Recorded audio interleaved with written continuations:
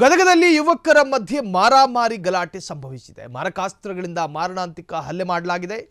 3200 ರೂಪಾಯಿಗೋಸ್ಕರ ಭಾರಿ ಗಲಾಟೆ ನಡೆದಿದೆ.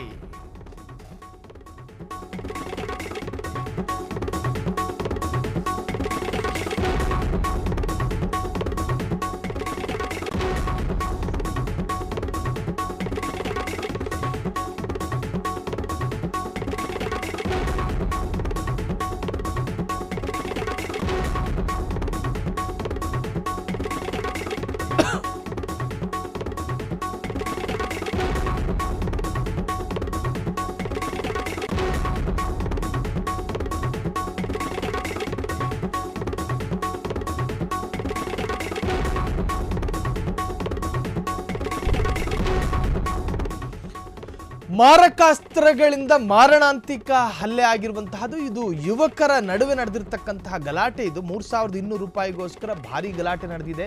ಜೀವ ಹೋಗೋ ಪರಿಸ್ಥಿತಿಗೆ ಗಲಾಟೆ ಹೋಗಿರುವಂತಹದ್ದು. ಗೂಡಾ ಸಾಬ್ ಎಂಬುವರಿಂದ ಬ್ಲೇಡ್ನಿಂದ ಹಲ್ಲೆ ಇದೆ. ಇಂತಹ ಒಂದು ಗಲಾಟೆ ಅಂತ ಹೇಳಿದ್ರೆ ಮಾರಕಾಯುಧಗಳಿಂದ ಪರಸ್ಪರ ಹೊಡೆದಾಡ್ಕೊಂಡಿದ್ದಾರೆ.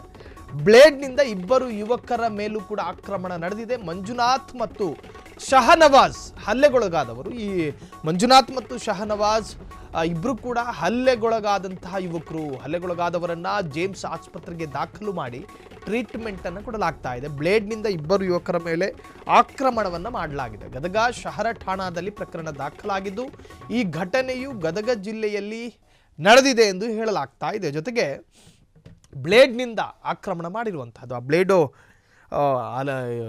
ಬೇಡವಾದಂತಹ ಜಾಗಕ್ಕೇನಾದರೂ ತಗುಲಿ ಜೀವ ಹೋಗಿದ್ದಿದ್ರೆ ಯಾರು ಜವಾಬ್ದಾರಿ? ಪಾಪ ಯುವಕರಿಗೂ ಕೂಡ ತಾಯಿ ಮಡದಿ ಎಲ್ಲರೂ ಇರ್ತಾರೆ, ಫ್ಯಾಮಿಲಿಗಳು ಇರ್ತವೆ.